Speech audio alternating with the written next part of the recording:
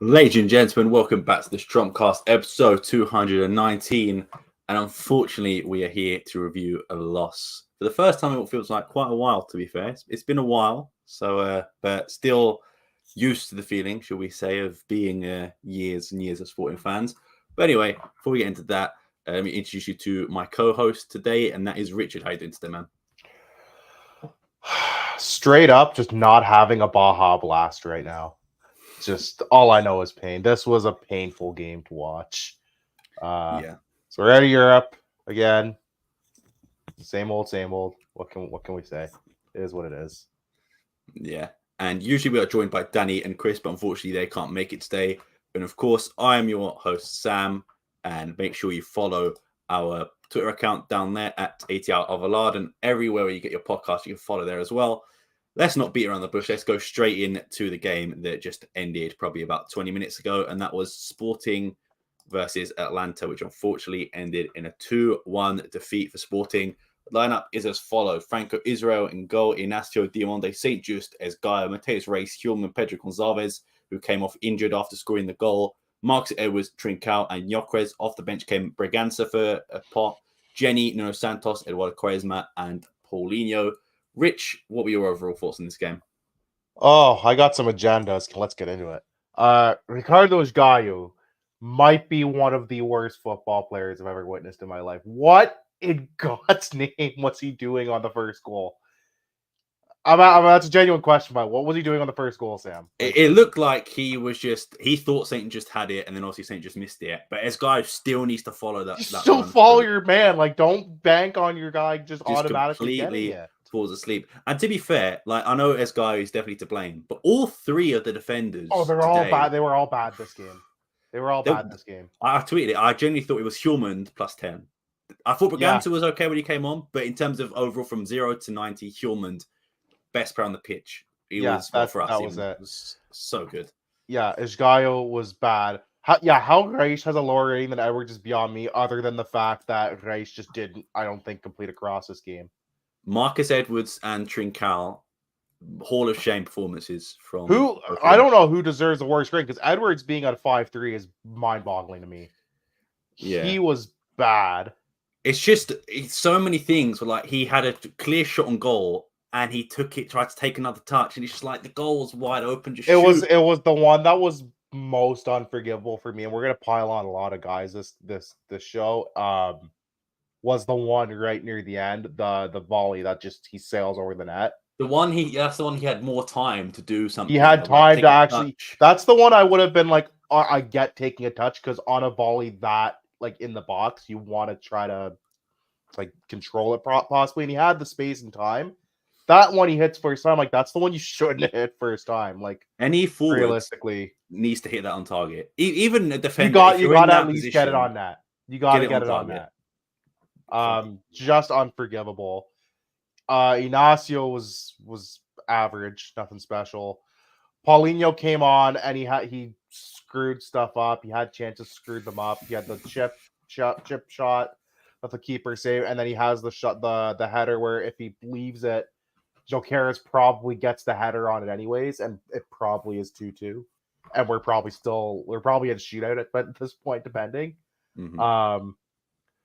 In all fairness to Atlanta, Jokeres got locked up hard. Atlanta in the first half had some very good opportunities. I think Atlanta walked away as deserved winners. I don't think it's unfair to say that. I think they deserved 100%. The win over 2 legs. I think they were the better team as a whole.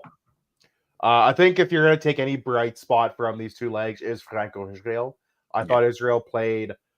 I thought he kept them in this game for at least the first half. Mm-hmm, he made some great saves. He's an upgrade over Adon. I'm willing to say it now. I think if you're going to take any bright spots, at least that. But yeah, everybody was poor. Pot was looking actually good, and then he scored and immediately got subbed off, which stunk. I don't think that helped because you had no. Although Braganza looked good when he came in, I feel like Pot was playing well enough where it would have been nice to at least see him on, especially as they were defending that lead. They really missed Burita this game. They really missed Kawach this game as well, I think. because they're both such calming influences, especially on that back line. The inexperience at times showed between the back line. It was really rough to watch. But it's something like inexperience. But these guys, I know they're still young, but Inacio has been in the team for nearly 3.5 years. Diamonde is AFCON winner, although he didn't play, but he's still got the experience. And St. Just, of course, is still like 26, 27. Yeah, they should not be making mistakes like that on a big stage like this, where you're in a that whole game. back line from fullback to fullback and center backs in between were all dreadful today. Especially that first goal, all three of them. Oh, that goal, 30 seconds in the second half or something. It's unforgivable. Yeah, it's unforgivable. I keep this comment up. Atlanta actually did look like they gave a shit about playing Europa League. I saw a lot of fans on the timeline. You can take this down now. I saw a lot of fans on the timeline, though. Thank you, Gabriel. That they would rather win the league. And I'm like, I still will die on the hill that European success means more than domestic success. And that is small club mentality. Not even that. It's just that if you're a club that wants to win things, you want to be. It's a small club mentality. Like, we got to prioritize this over that. If you want to act like a big club, which supposedly we're supposed to be, you fight for everything. You want to win everything. We are still in a process. Like, it's not instant success. No, and I get that. We are still building things as well. And that's not on. I don't necessarily blame the club as a whole. More on the on certain sections of the fan base that just don't give a shit about anything except for domestically. I'm like, you realize like winning a European trophy is like life-changing for some teams, right? Like, it's the second biggest continental competition like in Europe, second oldest continental club competition in Europe, still one of the biggest continental club competitions on the planet as a whole. And people just slag it off like it's nothing. It's like, man, for a club whose motto and it's inscribed like everywhere at the Pavillon Russia and the Alvalade, it's like, we want to be like among the biggest in Europe. We have no European heritage to show. And there's about 130 of us in here now watching, which is good. I think we've had that holy many smokes, 130 people. So we get got involved 140 in the conversation. We got more Marcus Edwards talk. Don't you worry. We're here all night. 130 of you. So make sure you get your topics or your questions in via the posts on YouTube or via Twitter as well, and we'll put them on screen. Subscribe as well, and follow if you can as well. But yeah, let's go sort of player by player. I'm not going to do every single one, but we'll start off with Marcus Edwards. And I will say that I do love Marcus Edwards. He being from England and, that connection. I do love Marcus Edwards. But this season, man, I don't know what it is. I don't know what's happened. He is not the same player that we saw at the start of last year. Because in the Champions League at the start of last year, he was fantastic. He was good against Spurs. He was good against Frankfurt. He was the star man. And then I don't know what's happened. The confidence has dropped off. I don't know. There's injury there. But today, man, and I'd say the last month, he has just been completely a shell of the former self. Yeah. And even I just think there's just, someone said it earlier, he's got no confidence. But at the same time, like we said earlier, if you have that chance on goal, you have a wide open goal, you either shoot it on target, or you gotta get it on net. Even if the keeper saves it, you gotta get it on net. Or for that first one, instead of taking it to your left, you've got the whole goal to aim for. Just aim for one of the corners, or even take a shot. Maybe it goes for a corner. Mm-hmm. Don't take another touch when you are out. The keeper's there, left or right. Just shoot, and he just do anything but what you did. Another one that really annoyed me this game. Actually, let me do two: Trincao and Jenny Katamo. Oh my god, both of them. Bad.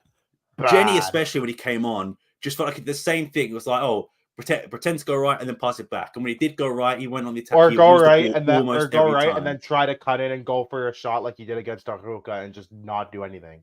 And the same with that. If you're shooting from there, you've at least got to get it on target as well. You got to get it on target or closer to target than way over that. He had the one where he cut to the right, and then he cut into the left. And he actually and he did a good job to get into space and give himself like at least a good shooting opportunity. And he whipped it so far over the net. And I'm like, man, like you did this exact same. You had this almost the exact same play like 3-4 days ago Like, how do you miss the net that bad? Yeah. It was awful. Marcus Edwards, you better start learning your Arabic, buddy. Mashallah, because your move to Tottenham that you've been begging for the last like year and a half, 2 years, I don't think is going to be impressing them. You better start learning up. You're going to be playing for friggin' Al Hilal soon, buddy. Yeah. And for me, Gyökeres is, I love him, but he was in that defender's pocket high. I think that's how you say Yeah, it. he was very much neutralized this game. He got the assist, but that was all he did. Yeah, he was in that guy's pocket. And you know what? Gyökeres is going to have some bad games. It's going to happen. He's still a great player, no doubt. But today he was not great. He was in that defender's pocket. And to be fair, Atalanta, the way they set up defensively was very good. They had a game plan and they stuck to it the entire game. They got held up from that Gyökeres holding the ball, and then Pedro Gonzalez getting through. But other than that, there was a few clear-cut chances we had, but it wasn't like anything like great because that's how good they were defensively. Yeah, it wasn't anything like life-changing until like the last like 15 minutes where they had like 3 or he's in a lot of our nightmares, my friend. Yeah, this comment as well. The thing about Liverpool are a great team, but they said the same about Arsenal last year. Arsenal were top of the league when we played them. They said they were going to rip us to shreds, and look what happened. We still can go toe to toe with these teams. I'm not saying we could beat Liverpool, but we can't have. That's the mentality I hear we talked about earlier. Like people are thinking. Yeah, we might have done, but we still have to go into every game believing the same way as you're playing against Atalanta, Euorpe, anything like that. You've got to be playing the same mentality, and I think that's what Amorim thinks as well. I would like to say I think that's what he's shown in press conferences and in games that he's lined up in. But yeah, I mean Arsenal almost went out like yesterday. Let's not pretend like all the English teams are just like Arsenal's first in the league in England, I believe, and they barely got through that game. Like they needed heroics in the shootout, to get past. So like, it's not like these English teams are exactly like as super duper as some of them think they are. Yeah. And you know me, Rich. I love Paulinho, but man, you're about the only one who loves him right now. There was the chip, which I can't really blame him for because it was a good idea. I probably would have tripped it as well. I'm not going to get too mad at him for that one. It was the one where he took the ball off Gyökeres. Oh, I was like, leave my brother in Christ, leave it. I don't know if he went for it. I was like, leave the ball. He's right there. But obviously, it's more difficult for him because we can see that Gyökeres is behind him. I don't know if there's communication there between them two. Does Gyökeres call for the ball? But it's just like, come on, man. And that might just be it. Might just be a miscommunication, and that might also be on Gyökeres saying, "Leave, they shot a ball and leave it." Like, actually, that was the one where I was like, man, I feel like if you leave that, we probably are 2-2. The thing that annoyed me most about this game is so like minuscule. There's a few things that annoy a lot of us. It was the last 30 seconds. We had that free kick, and they took 20 of the 30 seconds. Forever. I'm like, there's no urgency here. Like you could tell. And then they give it to Quaresma, who lost the ball. And it's just like, what the fuck? Just either buoy up you there. Could tell, you could tell like a lot. You could tell as soon as stoppage time started, they were all just like, yeah, it's over, it's done. Like no one cared. It was like Ignacio was taking his time, and then he was like, okay, 10 seconds, let Israel take it. And then Israel takes his time to take it. It's just like, just get it up the pitch, man. And then you pass it in the middle, which you could have done from the beginning, and then Quaresma loses the ball. I just they were ready. They were ready at once stoppage time hit. I think they were ready to just fly home and get on the first flight back to Lisboa. It was bad. Yeah, but in terms of positives, because there were a few definitely from this game. Israel was fantastic. I thought ball distribution was fantastic, and I get what people are saying when it's like sort of the distribution to Gyökeres and Gyökeres runs onto it. But it feels like Israel, every ball distribution goes exactly where he wants it to be, and I've been really impressed with him. Don't blame any of the goals for him. That's definitely more. He made a couple good saves too, to keep it like 1-0 and then 1-1 for a time. Yeah, like, kept them in this. A few of the saves were offside as well, but the saves he was making were still fantastic from those offsides. I thought he was really good. And Hjulman, man, Hjulman is like a Rolls Royce. He's our best. He was our best player today. He did not stop running. I don't think Gyökeres stopped running either, to be fair. But like he always had the ball, calm with it. Always being progressive. I don't think I saw many backwards passes from Hjulman, and it's just annoying that the rest of the team sort of weren't the same. It did feel like it was Hjulman versus 10. I thought Braganza was good when he came on as well. Edwards and his Gaio count feel like it was like -2, so I felt like we were playing 9 at times. Edwards, Trincao, Esgaio, and Jenny definitely were just so bad. Not good at all. And also from that Edwards chance, why did Nuno Santos shoot from there, like from that corner? Yeah, okay. I thought that was kind of weird too, but I was so annoyed. I was so annoyed by everything else that was going on. It didn't really Was it a cross or was it a shot? I don't know. Maybe it was a cross, but I don't know. I respectfully disagree with you, Miguel. They have the extra game days off now for the Liga, which is nice, but I always will rank a European trophy above a domestic trophy, no matter where you are. If you give Real Madrid a choice to win a Champions League or La Liga, they're going to pick Champions League, right? Like, I'm not saying Real Madrid, I want to win every. I just respectfully disagree. He's fair and he's justified in his opinion, but yeah, no, I get it. I understand it. I respectfully disagree, sir. But I get it. I just want to win every trophy. Now you want to win. You want to win anything. That's the Portugal and the league, and it's going to be both.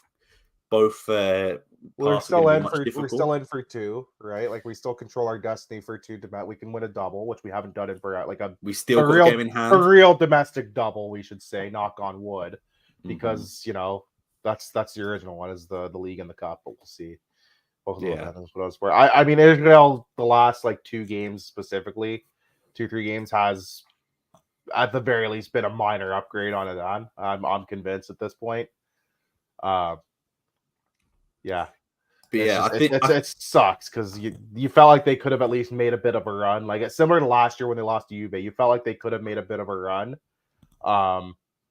It's just stupid mistakes. It's the same stupid mistakes this year that cost them last year. That's what it feels like. It's the same silly mistakes from a lot of the same players.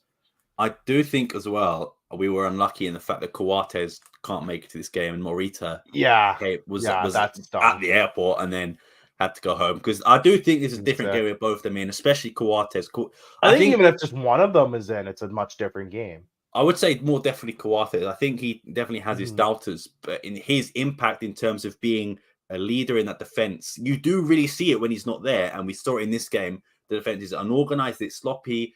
It gives the ball away too much. There's just no communication. Almost, it seems. It's almost like communication goes away when Coates isn't playing. I do wonder if it's maybe a language barrier, because Diamande doesn't speak Portuguese, St. Just doesn't speak Portuguese. Inacio obviously speaks Portuguese, and Israel and probably a bit Spanish. Of English. Yeah, yeah. But I don't. If is that the reason? I don't know. Could that be the reason? But for me, Coates makes them more organized. That's why he's a captain. But yeah. Inacio, who I think has probably been one of our best centre backs this year, if not the best centre backs this year. Worst game today. This was probably one of his, at least this season. It was one. I don't think it's his worst game ever. Maybe tied the one with Benfica this year, because obviously he got sent off in that one. But I would say those two, just Inacio had a really bad game. Diamande as well. St. Just again. I feel like St. Just you can sort of let off, because I do think he defended Adamola Lookman really well at points. It's the first goal where he whiffs on the ball, I think, but even on the second goal, it's just the whole defense, that all 3 center backs are culpable in that goal. Like no one's marking who they're supposed to. They're all just scrambling. It's disorganized. It's just a calamity of errors on both goals. They're both very easily avoidable. They're silly goals to give up. Yeah, but on the point of unluckiness as well, we've got to touch on Pedro Gonçalves, of course, scoring the goal, and then I thought he was crying. I didn't realize it was injury related until obviously he came off, and I was like, why is he crying for? Is he happy he scored? Is there something else? Is there something in his family? I don't think it was super serious, but I think it's serious enough because he probably was. I think he was assuming he was probably getting called up for the next call up for the national team, so maybe that's why. It's that, and it's because he was injured like less than a week ago. I think he only came back against the Rocker, right? Or did he even miss that game? It was something like that. He didn't play. Yeah, he played against the Rock. I think it was the game before. He didn't play. Maybe it was the first leg against Atlanta, maybe, or the game before. He missed a game or two before, yeah. And I wonder if it's just like sort of the re-aggravating of that injury. Maybe he was rushed back too quickly. Yeah, no one's really upset, but no one really knows why. I saw like several theories. I'm like, it can't be like he's obviously not seriously hurt enough, because like he was able to walk off under his own power. He wasn't stretchered off or like helped off with anybody. So yeah, I'm wondering if it's like was it just he re-aggravated the same thing and he knows like shit, like we're a chance to win with this, but now we're really short-handed because we don't really have any midfielders. Yeah. Was it because he's got like a potential call up on the mind as well? And he knows like even if I got the call, I'm gonna have to decline now. Maybe both. Who knows? Maybe neither. Like either way, like sucks because he was having a decent game, and you wonder if he had been able to stay in, what the result would have been. Would the midfield have been stronger? Would they have been a bit better coming on the attack? Do you take Edwards? Do you take like an Edwards or Trincao off, move him? That's what I was thinking. On like if Pedro Gonzalez still on the pitch, I think Edwards would probably take Edwards. You probably take Edwards out, and you still bring Braganza on, and you're probably a bit less disjointed on the attack, right? At least moving forward, So and I will say, currently 200 people watching us at the moment. Holy smokes! Feel free to get your comments in the comments on YouTube or the comments on Twitter. Make sure to put them on screen and read them out as well. Your accusations or threats, we're here. Maybe not threats, but you apparently can send threats to Richard. But yeah, not to me. Threats to me. I got threatened a few times. But yeah, in terms of the way Amorim's set up, I don't blame him too much because I think with Morita and Coates, his injuries, you do have to think his hands were tied, right? Like I do think substitution-wise, Edwards and Trincao should have been off much earlier. Yeah, and I think maybe I don't know who. I would say Edwards was probably worse, but I still think you've got to bring both of them off. St. Just understand because obviously he's not played 90 minutes yet. He needs to come off. And he did look. I don't agree. I think Jenny should have started over as Gaio. I don't understand why he's so starting as Gaio. But I also think Jenny off the bench when we first played Atlanta in the group stage, when he came off the bench and he scored. I hit the post, maybe scored. I can't remember which one it was. But in that game, but I also look at it as like the game he had against Ahuka where he scored. I'm like, why don't you start him and ride that wave of like confidence? Yeah. And it probably, again, it offers you something a bit more stable on that right side. Because his Gaio is like a freaking napkin. He's just no security at all. Maybe the same with Quaresma as well. Quaresma's been in good form. And, well, maybe not recently, the Atlanta game in Euorpe, but, you know, he's sort of coming off good form. Should he have played today? But then again, I thought St. Just played really well. And I don't... Maybe start instead of Diamonde? I don't know, because I thought Diamonde was pretty poor. But then again, hindsight is... A lot of guys didn't look great this game. Like, we can't really... Yeah. But there's no one really to pick and be like, oh, yeah, they look phenomenal. Credit to Atlanta. They did play very well. I thought they did very well defensively. We did make things look a bit easier for them at points. But defensively, like I said, I thought they were set up very well. Gyökeres was quiet. Ed was... It's unfair to say that, like this point I'm going to say, is that I watched Kolasinac in the Premier League for Arsenal and I thought he was awful. And the fact that, I know it's different, these different systems, but Kolasinac still managed to lock up Marcus Edwards the way he did. And one thing about Edwards that annoyed me so much, the constant falling to the floor. Stay on your feet, man. Just stay on your feet, please. And I don't know if it's the pitch because a lot of people were stepping towards the end, but every single... Well, we mustn't forget it was raining. No, but like it does feel like every little bit of contact, Edwards falls to the floor, and it gets to. Well, it's funny because we criticized him before of not doing any. Like when he would get contact, he would not go to the floor, and it's like try to win a pen. Like who cares? So now it almost feels like he's gone extreme the other way. At least this game, where it's like go down anyways, and the ref's like, I'm not buying it. And I think it's something that Miguel said it here that is when it happens in Portugal. It's true. It's true when it happens in a Portuguese game. Yeah, the referee is. They're at least going to look. They might not call it right away. They might at least look at it. Yeah. European refs aren't that stupid, though. European refs are a little smarter than our Mickey Mouse refs, and they don't really fall for that nearly as much. I do think this referee was actually very good, to be fair. There was no like egregious calls really at all over the two legs. Actually, I thought the reffing was very good for the most part. Maybe a lack of yellow cards. Maybe I think Kolasinac did make like 5 or 6 fouls, but other than that, I thought he was very little to let the game flow pretty well. I thought as well. Like didn't there was no like anti-jogu from either team. Thankfully, like even at the end, like there wasn't like a ton of stoppages going on. They just kept it in the corner, which is clever, I suppose. And it nearly worked out. Well, it did work out for them until that free kick, and then we wasted 20 seconds. So yeah. But yeah. I think deserved winners, Atlanta. Yeah, I'm gonna give them their flowers. Like they over the 2 legs, they were the better team. There's no shame in losing to this team. They played very well. Yeah. I just don't know, man. It still stinks at the end of the day, right? Like it feels like that we could have and should have got more out of this game, and I do think it's one of those where if you're on a different day, you come in.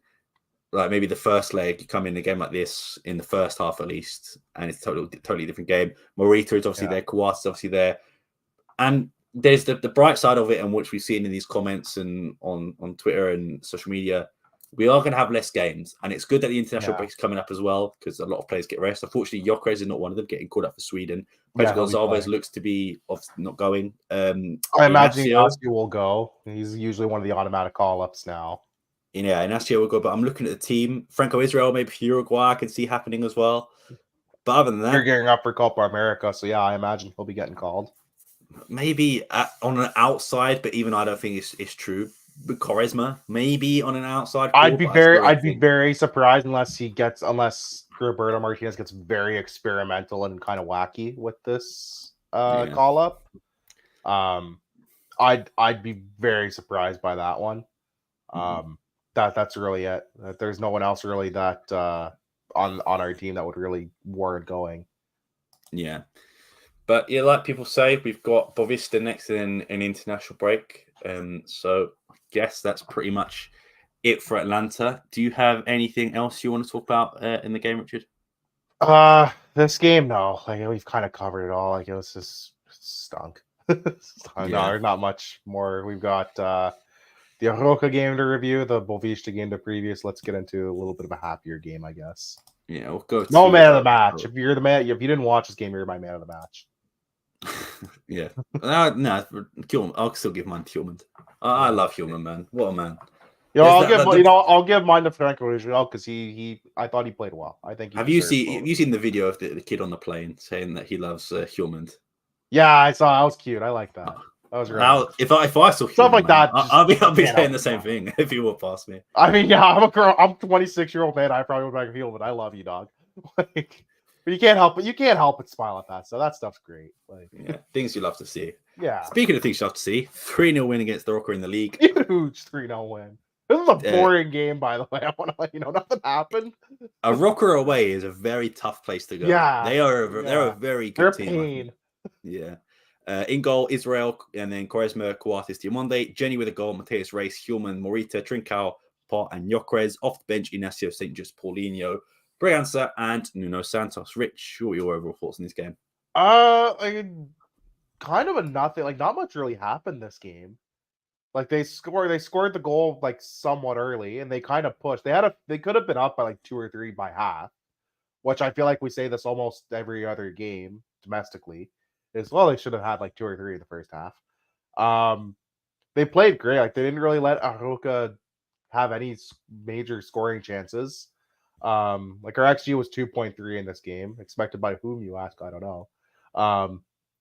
But yeah, like everybody looked pretty well good. Like Mateus Reis with a 7.1, it might be the highest Mateus Reis goal point rating we've ever seen in our lives. And I will give Mateus Reis credit. Even in this game just went, I thought he was actually very good. He didn't play horrible defensively this game. I thought he played horrible in the Atlanta game. I thought he was just, again, like his crosses left a lot to be desired. This last month for Mateus Reis has probably been one of his best times and periods at the club, I would say. There was that one where when he first joined, like the season after he joined, where he got like Defender of the Month, maybe 2 months in a row.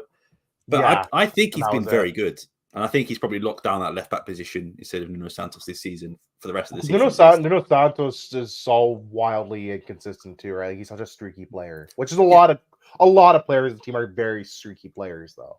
Do you know what I've noticed about a lot of our team? Is how one-footed so many of them are. Oh, man. Nuno Santos is one-footed. You're telling me. Jenny, Marcus Edwards. Edwards today, Chris put it in the chat. He goes, Edwards is on his Nuno Santos shit. He's so one-footed. I'm like, man, he's not wrong. It's crazy how one-footed. Oh, man. Like, no one's got a second. When they say weak foot, they mean weak foot. 1-star weak foot, like in FIFA. It's just crazy. Yeah. Yeah. No real complaints from this game. Everybody looked good. Like Jokeres was all over the place. Probably could have had a couple goals and assists. Mm-hmm. Shout out to Jenny. Great goal by Jenny to make it 2-0, kind of put it to bed. And then Hulman getting the goal at the end. I was screaming for Hulman to pass to Jokeres so that I could get the extra point for predictions. And you were like, I was screaming for her to pass to Paulinho for predictions. I'm like, they're the only one, dude. I think everyone was screaming for Jokeres. Shades of Jackie Moon and Ed Bonix and semi-pro. We needed that wash machine, goddamn. Yeah, I was like, whatever. It was nice to see Hulman get on the scoreboard. We don't see him score too often, which is, it is what it is. Pot was fine, came off. I figured there was, because he had just kind of come back from being hurt, and probably because they wanted to at least rest him for the Atlanta game. Ignacio came on, didn't really have to do a whole heck of a lot. Paulinho came in, could have scored a goal, but didn't. It's crazy. I'm just reading this comment from Jack. I get that. There's just people discussing in the comments. Basically, for audio viewers, discussing about the Champions League or Europa League, people saying that they don't get excited for the Europa League and that it's not a worth competition. I don't get excited for Champions League anymore because I kind of agree with this comment from Jack. The Champions League feels like you already know who's going to win every year. Europa League. I think this one, if you look at the teams left in this competition, Champions League, I think it could be anyone's. I think Man City are still the favourites. Don't get me wrong. No, I agree, but year over year, in the quarterfinals, you already know at least like half the teams that are going to be there every year. Whereas Europa League's a little bit more unpredictable, and I thrive on chaos. That's why. But I understand, like, if you're looking at prestige, Champions League, 100%. Like, you want to win that shit. What were we talking about again? We're talking about this game. Yeah, I know. We're getting sidetracked. It's just like we're squirrels, man. I swear to God. No complaints from this game. They needed to get 3 points. They're a point ahead now with the game in hand, which is we take that, so that advantage has kind of slowly been restored. We have 2 games against Benfica. We have the second leg of the toss, and we do have a game, a domestic game in the league as well. But that league game, the crucial one, will be in the Alvalade, so we'll have some home field for that. However, we do have Porto at the Dragão, which will Porto at the Dragão is going to be tricky because especially in Porto's form at the moment, they look fantastic. Conceição is going to get they're going to be pissed off losing to Arsenal. Mm-hmm. They've got nothing really left going on. He's going to have that team ready to run through a wall. They smacked Benfica around 5. They smack Benfica like you smack around your 8-year-old brother who doesn't know how to play FIFA. I was wondering where you would go with that. They slap around 8-year-olds. Absolutely destroyed that team. It was unbelievable. Yeah, I that's the game I'm nervous about, is the Porto game. That's not even a track game. That's you need to at least not die that game. Yeah, we still got the cushion of a game in hand, I suppose, but they have the game in hand, and it's against Famalicão, so I guess you could take that. But I've said it for a while. You cannot count Porto out of this title race. 10 points is not a lot, and I know we still, like I said, game in hand. We draw a game and lose a game. Suddenly 10, and they win 2 games. Suddenly 10 points, that lead's cut in half. And Porto have looked fantastic, but on the flip side, Benfica have not looked great in the league. They've not looked inspiring. They were quite we've not really looked that good today. Recently either, I don't think. Even this game against the Rocker. Benfica was fortunate to get past Rangers today, even. That was I was seeing on the timeline, a lot of people neutrals and even Benfiquistas were man, they scraped by this one. They kind of nabbed one. They were fortunate. Yeah. But okay, let me just talk about this game quickly. I won't go on too much about it. But yeah, I genuinely thought this is one of the games that we were going to concede at the 90th minute, and it would be 1-1. Yeah, I had that. It felt like that was coming. But luckily, not because they were putting any inordinate pressure on us either. It just had that energy of we're giving them the ball up enough. We're being wasteful enough with our chances that they could just come right down the field and score, right? That was it. It was the amount of chances we had and that we couldn't put away. It just made me think of so many games before. But I will say we come out the other side. One thing that really threw me off is that the pitch was awful. And Amarin brought on St. Just. I was like, oh, that's rolling the dice, I think, there. Putting St. Just on a pitch like that. He takes one bad tumble. And St. Just on that pitch, you were asking for trouble. They got away with one there. I don't know if you saw in the Atlanta game, he did fall. I thought he took a while to get back up, but he did run and then he came off the play after. Yeah. But it's just whenever St. Just goes down, just like playing St. Just at any given point is like Russian roulette. Like you just don't know what's gonna happen. Yeah. Sometimes you might be fine and get away with it. You might die. Who knows? Yeah. Don't worry. We're all with the mega copium. We're all mega copium right now. At least we get to focus on that, right? But this comment from Miguel, I think, is spot on. We have relied on too much on Euorpe, and the game against Atlanta. It showed in the Atlanta game. Like Atlanta had, they had studied our tape. I mean, they played us up to like 3 games now. All of a sudden, yeah. So they knew they're not stupid. Like they scouted that well, and it showed very much. Like anytime he got into kind of space, they were all over him, and anytime the ball was coming, if he couldn't get to the ball, it's because they were smothering him. He was not given a chance to make any magic happen today.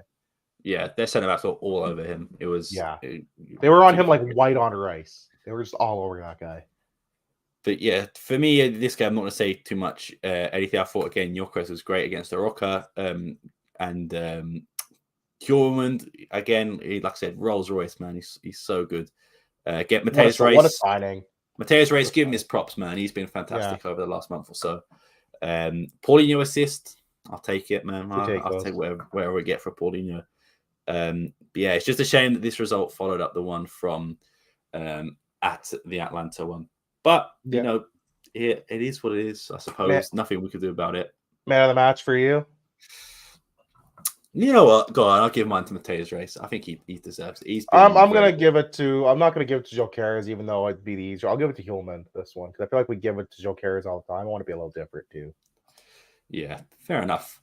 Yeah, those are the 2 games. We do have some, before we go into predictions and stuff that we go into, as we usually do in Fantasy, we do have some, news that's came out in the last few days. So let me just go to our Twitter feed. If you've got any questions as well, feel free to throw them in any of the chats. We got any Twitter questions? Yeah, I didn't look.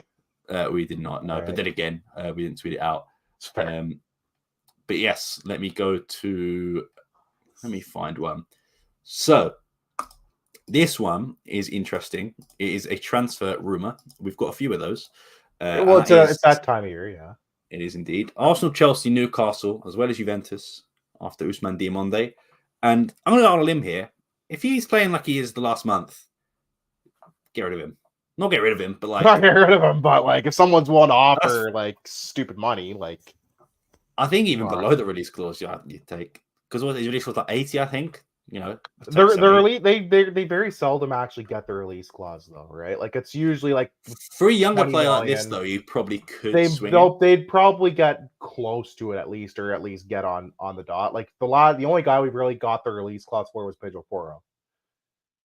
Realistically, like that's the only guy we got like our release clause for. Maybe was Ugarte's release clause was 70, right? I don't know what his release clause was. I don't think we hit it either way though.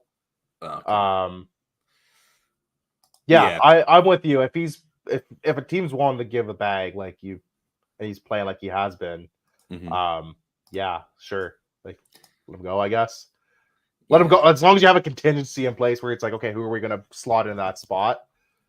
I guess Quaresma might be your guy, but then you have to think, okay, if Quaresma goes down, who's next man up, right? You got to have contingencies for contingencies. You could argue as well, Diomande, especially this game, taking place during Ramadan, where he can't actually, if he does the tradition, he has to fast through the day. It could be a factor. You never know. I'm not a Muslim myself, so I don't know how it would affect, your day to day, especially as an athlete. I couldn't imagine doing it now, let alone being an athlete and not drinking water or eating for the amount of time. Well, it's just like your daily like you're an athlete, you have to have so many because you're burning so many calories in a given day because of physical activity, and it's like your caloric intake is so different. So that might, because it's your energy at the end of the day, it's your energy levels, right? So that can absolutely have an effect on them. not saying that is the reason for it because, like, I don't know. I was just about to say you can't use that same excuse for Inacio and St. Just, but no, I'm never going to use that Ricardo excuse. Esgaio or Edwards. Esgaio is just bad. Yeah. This was one that's kind of come back a couple. This has been in and out of the news a couple times last year.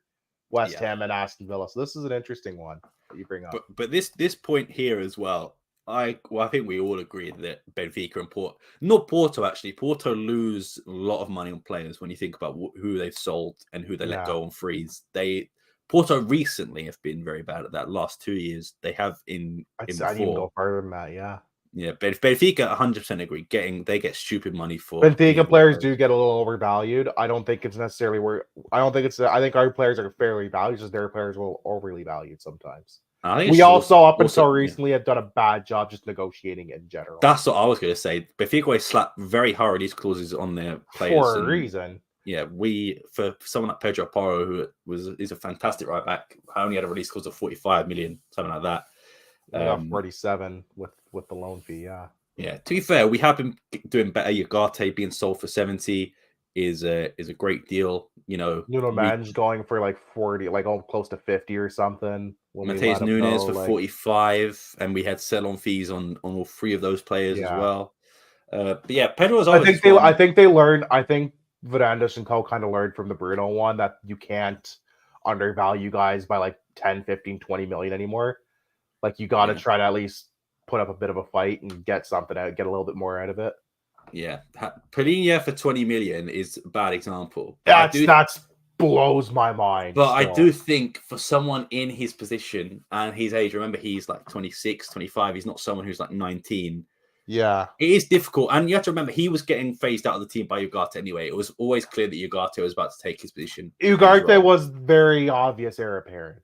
Yeah, so it was a bad deal. But if you think about it this way, we bought in Ugarte. We had to sell Palhinha to get Ugarte, and then we made money on Ugarte being in that position. So yeah, but and Palhinha was also a homegrown player, so it's like we had to pay like any other team commissions. At least it was straight profit. Yeah. At the very least, so you got to take some good with the bad. I got silver linings and whatnot. Yes, but yeah, for me, someone like Pedro Gonçalves, I think his value is probably getting lower as the years go on. It probably would have been the best time to limit after that great season, but I think he's had a good season this year, though. 100%. His value, I think, compared to the same time last season, I think has gone up. Definitely. But I do wonder what the value is for Pedro Gonçalves at the moment. 40 million? I couldn't imagine. What percentage of his pass do we own? I think we've got 90% of it now. We've bought. So we do have 90. We do have 90%. So it's not. I think it's something like that. It's like 90 or 80. I knew it wasn't 50 anymore. Thank God, because that could have been disastrous. But yeah, I think you're right. Honestly, I think like anywhere from 35. It could be anywhere from like 35 to like 45 million. I would say minimum 40, and then maybe up to 50. I could see with objectives or something. I suppose. Yeah, there's always like a 5-10 million in objectives on a lot of transfers nowadays. You might get like a couple of them. Coventry have 20% sell-on fee, I believe. So they're going to be making more money. So. You would assume. But yeah, Gyökeres as well has been linked to a number of clubs. Arsenal, don't think I have it here. One of them. I know Arsenal was one. Yeah. I saw that today. Arsenal, I think, are the ones that have been linked the most. Chelsea as well. Obviously, teams that are looking for like goals, basically. Especially Chelsea, because they're like mid-table. They want the goal. And Sugar Daddy Todd is very inclined to just spend money recklessly. So, yeah. And then this last bit of like Twitter news in terms of like transfers or players or managers or anything like that is, in fact, Ruben Amorim is being linked to Liverpool. I would say right now the two favourites I've seen for the Liverpool job that will be vacant in the summer, Xabi Alonso and Ruben Amorim are always the top two names I see. Do you think this is Amorim's last season? I said it going into the season. I think it's his last season. I think it probably is his last season still. I think I will stick by that prediction and stick to my guns. I won't be upset if it's not his last season, but my gut tells me, my spidey senses tell me that he is probably gone in June or July. Yeah. After the season is done. Especially to me, if he wins the league, then I think if he wins the league and or the cup, I think he's done because he would have done the domestic. The only thing he's not won with Sporting is the Taça de Portugal. So I guess that's what he said. That's the last domestically. Thing. I mean, obviously there's still Champions League, Europa League, whatever. Yeah, but I do think that he would have run the domestic gauntlet in Portugal and kind of done everything domestically you could in the country. Yeah. So, but yeah, Hjulmand, like we said, man, Rolls Royce performance against Atlanta. Yeah, I can't say enough positive about him. Especially last few weeks. Well, even just in general, he's same with Gyökeres. I know Gyökeres has had some poor games, but Gyökeres' worst game is like most players' average game, though. In Gyökeres' worst game, which is probably today, he still got an assist. And Benfica fans like to say, "Oh, he had a terrible game against Benfica, but he scored in both games against them." So if a player's worst game is a goal or an assist, then, I'll take it. I'll take it. His worst game is like most people's like average game or best game. Yeah, exactly. But yeah, I think Jack is also spot on here. Gyökeres not being as effective in Europe. But to be fair, I do think Atlanta is a very good team defensively, and he's still scoring against like Benfica and Porto. It's also just different football in Europe, right? Like Portugal, it is very much like outside of when you play a handful of teams, like sit back and hope for a counterattack, right? Yeah. Whereas Europe, it's a bit more varied in how teams play and line up. And for me, Gyökeres just does not get any rest as well. I know he's making the joke about him being just always on it. That's the one benefit, I guess. Too. One of the other benefits is him, especially getting a bit of time off, which is desperately needed, I think. But for him as well, playing in the Championship, as we know, is pretty much the same schedule. It's like a game. It's a brutal schedule. It's hellacious. Yeah, and especially because they had the playoffs as well, so they went even further for Coventry last year. Yeah, because it's 23, it's 24-team league, right? Championship. So you're playing way more league games and plus playoff, plus your domestic cups on top of that. So like it is a hellacious schedule. Yeah, I agree with this comment. Actually, it's not really poor games from Gyökeres. It's just very good planning by defensive structure. I would agree with that. Because even today, when he did have the ball, he was still like holding the ball up for pot and getting the assist. He was still trying. He was still kind of creating something. It was just his opportunities were fewer and farther between than typical. Yeah, definitely. When do you think we're at the Milacao game? Probably in like 2 months. Now that they don't have European football, we'll probably find that out soon, I reckon. Because they can't just slap. It's a lot easier. It's a lot easier for them to just slap it on a random like Wednesday or Tuesday or Thursday, right? As opposed to if they were still playing Thursday like European football. So we'll see. Yeah, and I do think this game against Atlanta and then the game against Boavista is going to be crucial in how the players respond. Because obviously, I think the players were just as annoyed as us at going out of Europe. It's got to be the mentality that you've got to come back with, and we'll see that against Boavista. And I do also think the international break is coming at a very good point as well. So, if they can still get the points against Boavista, it's not the end of the world, and it's a good time then for the international break. Some guys will get refreshed. You come back, you have your final 10, 11 games or 9, 10 games. It's 10. You have one, you'll have one more, at least one more Taça game, potentially gearing up for another final. So who knows?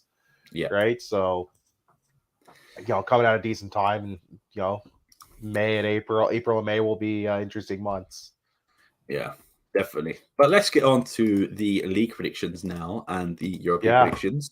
We'll go down to that was a bit too far. Against Euorpe. So Danny went with 3-1, Chris went for 1-0, Richard went for 2-0, I went for 2-1. Gyökeres and Paulinho. I got one of the goal scorers and the victory. Richard with the same. Chris with the same as well, and then Chris getting 2 of the goal scorers. Sorry, Danny got 2 of the goal scorers, and he almost had the exact score line. Yeah, and then I don't think anyone got many points from Europa League. I've not actually checked. There we go. I got the score line, just not for us. Yeah, damn it! And I got a goal scorer. I got the same amount of points, Chris, and Chris didn't even put a prediction through. So. Yeah, Danny and I both got the goal scorer. He had us going through on pens. He went bold. I had the score line, but I was predicting 2-1 in our favor, so I'm not taking those points. Yeah. So if you go up, we'll see the table. Not much has really changed. You and Danny are now tied on points, and I have a 10-point lead on Chris in second.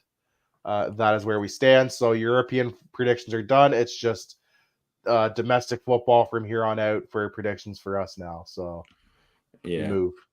And we're not sure on Pedro Gonzalez's injury. I don't know if Amorim said anything in the press conference post game, but I've not heard anything yet. We'll probably find out more tomorrow and the day after to see. Follow our Twitter page, All Things Alvalade. We usually post the updates there as we see them from whether it's from the team directly or from one of the other outlets in Portugal. So follow us for updates. And Rich, actually, a question for you that's coming from Miguel. What do you think of the new Champions League format next year? We weren't sure if it was legit, but now it's confirmed. It's weird. It does offer more chances for chaos, which if you heard, as Miguel's been here the whole show, you know that I'm a big fan of that. It's interesting because you don't have the drop downs from Champions League to Europa League anymore, right? Yeah.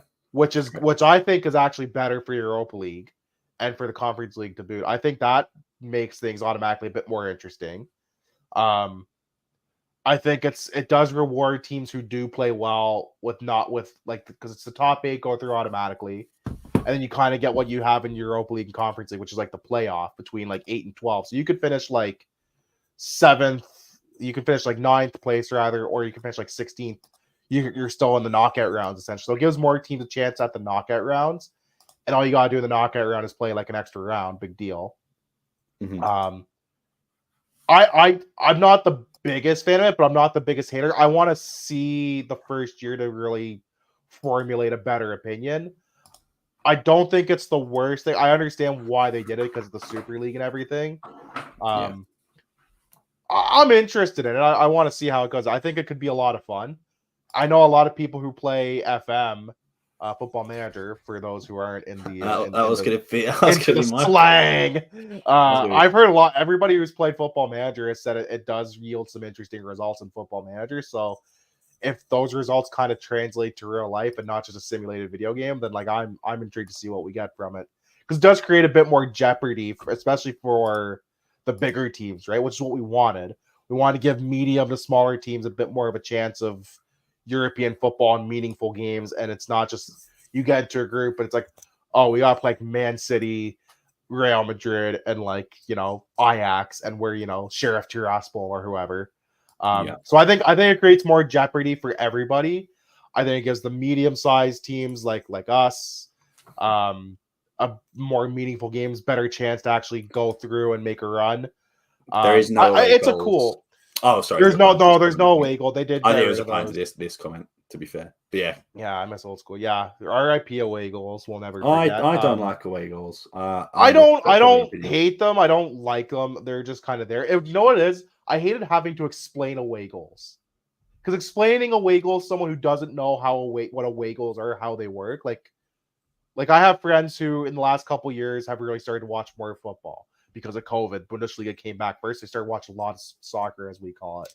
And trying to explain the away goals rule to them was awful. They understood every other rule, every other like formatting question, no problem. Away goals, trying to explain them was really like just annoying and hard. Because it's like, I don't know how better to explain. It's like it's not worth a goal, but it's not like worth 2 goals. But like I don't know what's it worth? Well, no one really knows. We just know it's worth more than 1 goal. Like that was the thing, right? I hate it so much, and if you're like for people that were entrenched in it, we knew it's just worth more. But like for people who don't get it, like especially if you're trying to make new fans, it is a kind of silly rule to have in effect. Yeah, definitely. And by the way, 300 viewers at the moment. So holy, we're popular. Lovely to see. Get your questions in if you've got any. Subscribe. Of course. Yeah, I'm interested. I want to give it a chance. Like I wasn't the biggest fan of it at first, but once I kind of had it explained to me a bit better, I was like, you know what? Like this could be kind of cool. Like let's see. So I hope it works out. I think it's got some potential. Yeah. I like to try to be optimistic in these parts. Someone's gotta. Yeah, and I think, like I said, I'm an FM, addict, I would say, and I'm used to playing that system, and I do like it. I think it, like you said, gives a better chance for other teams qualify, that you're not just out after the first 2 games like you would be normally, or maybe 3 games. It makes every game matter at the end of the day, right? Because you could be like sitting like out of the 36 team pool, you could be sitting like right on the edge of like qualifying to that like knockout round playoff, right? Yeah, exactly. So you know, it makes all of a sudden it makes like all those games on the last match day mean a lot, like you're in a promotion or a relegation fight in the season. So I think that's where it kind of gets intriguing, is not so much the first or second match days, but those last match days can get more chaotic, I think. Yeah.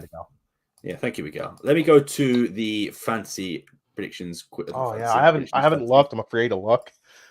Don't worry, we'll start with me. You had a hooner of a week. I told you before we went live. Holy smokes! I have not had a look at my team in probably 2 weeks. Oh my god, bro! I got 26 points from Yokres, man. That's all your points right there. You left Bonds on your bench again, Sam. What are you doing? I told you, man. I've not had a look. I'll make some transfers after this. All right, I got it's Jover for me. Chris just fucking pulled away from me. I'm stuck in third. These standings are not changing. Yeah, Jota Silva is a good shout. He's been very good recently. But he might get a call up, I can imagine, to Portugal, actually. That was rumored. I don't know. What I leave on my bench? I think I left points over my goalie. Oh, no, I didn't. I left 1 point on the bench because of Mateos. I wasn't sure. Okay. Yeah. Chris had an 80-point week, though. That was huge for him to not only really pull away from me, but to catch up with Danny somewhat. Yeah. 9th in the US as well. Fair play to Chris. Good on him. Yeah, good team. Coates with a 7. His Porto team really... The last couple weeks of his Porto boys have really helped him out. Did leave 6 on the bench. He let 6. Yeah, he let 6. For Antonio Silva, maybe you could make the. Or he could have subbed out Gitan and gone with 4-3-3. Or one of the strike. Yeah, true point. And then last but not least, Danny up in first, man. He is killing it. Still second in Canada. Second, he's moved up. He was third last week when him and I checked. Yeah, so they keep swapping, don't they? Second and third, I think. He's been swapping between like fourth, second, and third like the last month and a half. Yeah, so yeah, very good team from him. Fujimoto is really the only guy that let him down, and Lello as well. What do you leave on his bench? He's still got that. He's still got, but he said I asked him last week. He says the salary still counts. Oh, okay, yeah, that makes sense. So I said, okay, that makes sense. The vice captain on the bench as well is strange. I was like, hey, because if you did that, it didn't count against your salary. We were gonna have some words. But he's like, no, it counts against the salary. He's like, I might as well just leave him until like my starter gets suspended or hurt, right? I'm like, fair. Yeah, but Danny is still, far ahead. Chris is not too far away. Chris this week, I think, pretty much ruined the rest of my season, where I'm stuck in third. And you know what? I'm fourth. I don't win a medal, but I still get Champions League if we're in the Premier League. So top 4 for that European top 4, lad. Yeah, but yeah. At least I'm not last in the UK, so there's that. No, you're smack dab in the middle in the UK table. Yeah, well. At least I'm not smack right in the middle of our table, which is God, no. what I want to be. Yeah. But yeah, I guess we'll wrap up with some, I'd say, strange comments, at least, by a former. Oh yeah, I almost forgot about this. A former podcast guest in Bruno de Carvalho. Let me get the dog's barking. Sorry, I mentioned his name and set the dog off. You see, pissed my dog off. Just had enough. Yeah, he was waiting for it. So I will share the screen. So Bruno Carvalho announces if Sporting is champion this year, he'll get involved in the club's next elections. Which makes no sense. I think it's got to be something that he's doing on like Football Manager or something. I think he has to ploy. It's got to be this got to be a troll. I don't believe him. Because I do like Bruno Carvalho.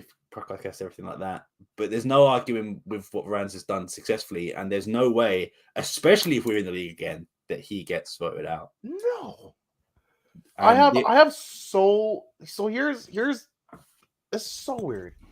So if we win the league, he's like, you know what, you need me back because this is unacceptable. He wants to take us back to the glory days of fighting for third place, losing to like Maritimu on the last day, like.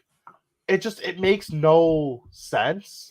Also, he can't legally run anyways because he was expelled as a member. In all fairness, he doesn't say run. He says get involved. So he could be a part of the one. I was thinking he's Miranda's running mate. I was going to say maybe Nuno Sousa, because Nuno Sousa's thing in the campaign was that he was going to reinstate Bruno Carvalho as a social was going to be one of his points. So I don't know if he's going to get involved with that. Maybe there's another party member or a different guy that comes through and Bruno Carvalho is his running mate or something like that. Or if he's Varandas' running mate, and then in order they're gonna kiss on stage and make up, and that's gonna unite Sporting. You shared this. One of you guys shared this in the group chat, and I was like, I have so many questions. It was me because the guy who the guy who recorded it and tweeted it originally, he linked his the guy's Twitch and FM save. So I thought maybe he told him to say it for something if for there's anything for clickbait or for the bands or whatever. Yeah, it's just because he was on Instagram Live. So if it was, I thought at first maybe it was a cameo, you can pay money and get people to say stuff to you. Yeah, but it was Instagram Live, so someone's asked him the question. I would assume. I assume it came up somehow in discussion, and he was just like, "Oh, sure, let me answer this question." Because if it was there with the blue, that makes it even more ridiculous of a statement. No, and as well, from what I knew, he's been happy outside of football. He's got his celebrity status still, and making music, and he seems happy in himself, which is good, and his family seems happy, which is all good. So I don't know. It's just because every time he's been asked about it too, he's been like, I have no desire, that part of my life is kind of behind me now. I have other things to focus on. He's always kind of just pushed it away and I will say, I don't want anything to really do with that anymore. I don't know how familiar you are with the person shirt behind me up here. There we go. The CM Punk shirt behind me. Is that Pepsi Phil? Yeah. Someone who said, I'm never going back. I'm done. And then, 10 years later, boom. It's just, I don't know what he would have to offer now. The team's doing well. Financially, the club as a whole is doing well. You don't really have much to really attack on modalities. The majority of them are doing very well in Europe and stuff. Save for our women's team, and that's our women's team, and that's just the fact that Benfica invests more than us because they actually acted like they decided to act like they gave a shit. There's just you don't have much ammunition to use at this point, even if you were allowed to run, and you're not allowed to run. And I like Bruno Carvalho. It's just for me, it makes no sense. The only way it makes sense if something drastic happens, and the reason, obviously, I'm not trying to speak anything into the universe. I'm not trying to be a negative guy. You're trying to will Alcachet 2.0 into existence. What I've always said, I think we've always said that Amorim was a fantastic appointment by Frederico Varandas, 100%, no doubt about it. And what Varandas has done since being in charge of the club has been fantastic, no doubt about it. But the most important thing after this is who he appoints after Ruben Amorim. If that's a move that's going to make her, that's a move. If Amorim leaves, it's still an if. We don't know if he's going. He's still got a contract till 2026. He could stay there. He might stay until the elections, and that's when Amorim makes his move. It could be. Yeah, you don't know. And then maybe that is the issue. But even still, I don't think. I love. When is our next election? Anyway? 2026. Oh, so it's World Cup year. Shit. Okay, so we still got 2 years until the next election, regardless.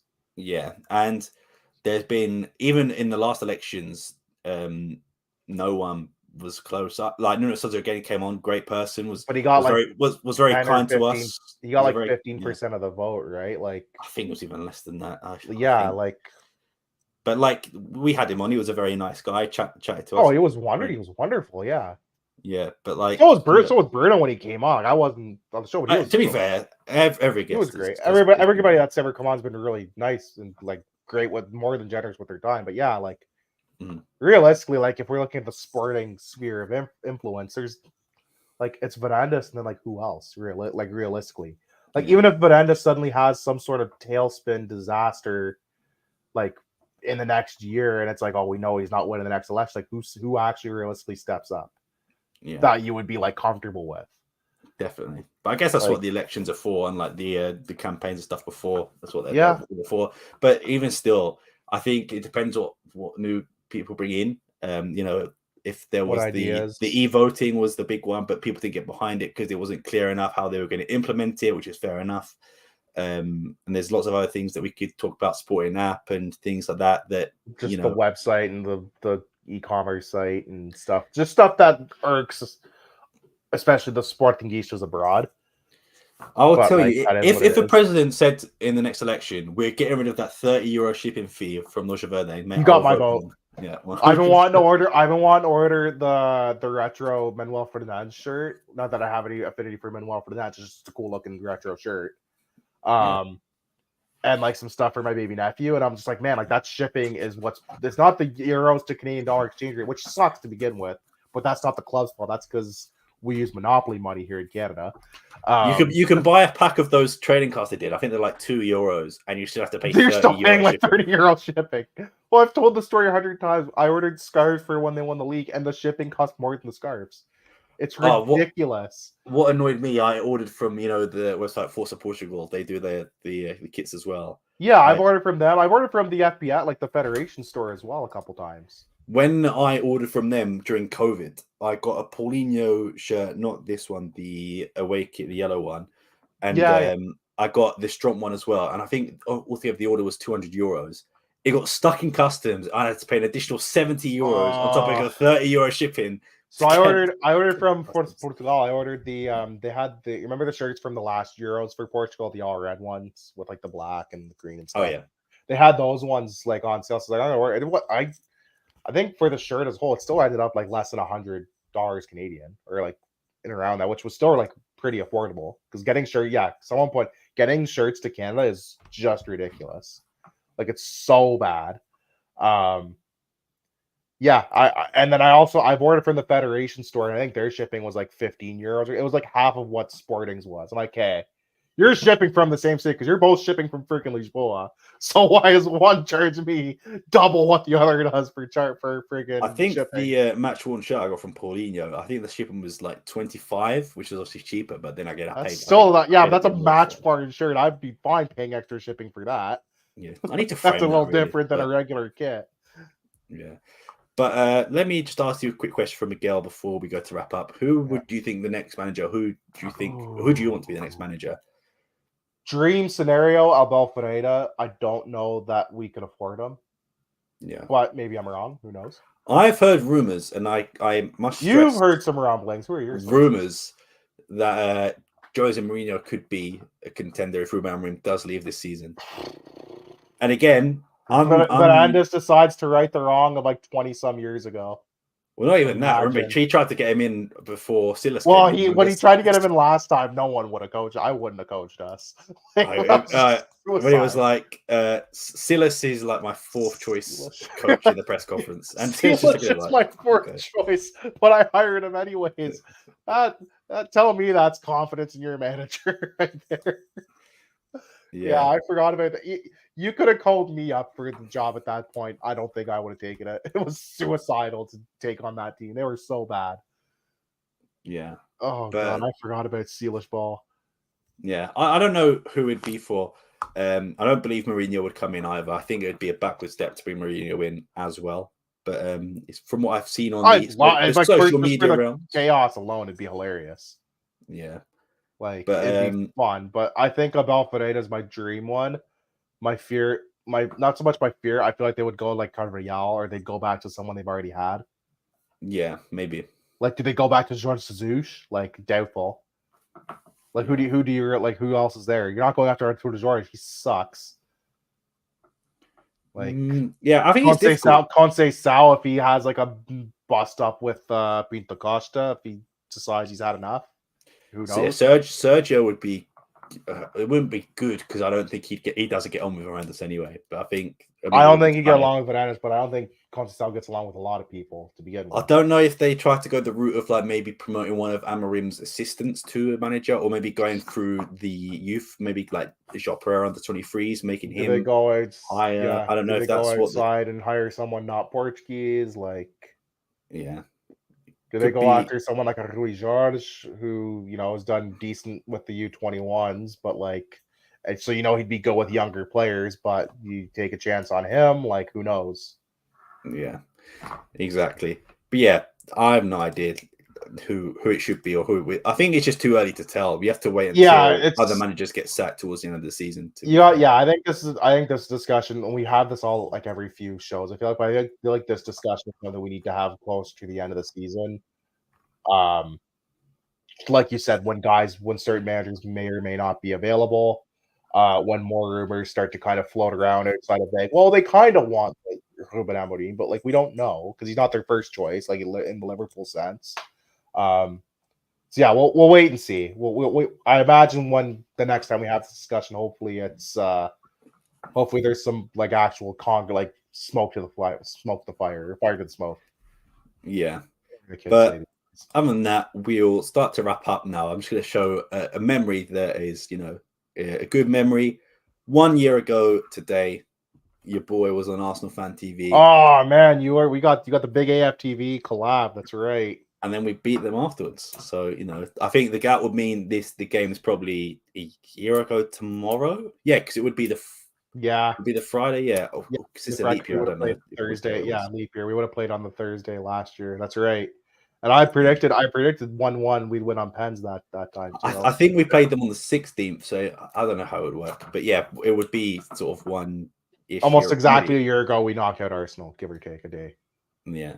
But yeah, if you haven't watched any of you, give it a watch. If you will, make sure to follow us on Twitter. You see the handle there as well. All things Alvalade, and most importantly, make sure to follow us on all things on platforms as well. All things Alvalade. But before we wrap up, let me make sure you give Richard a follow there. You can also give Danny a follow there, who couldn't join us today, as well as Chris.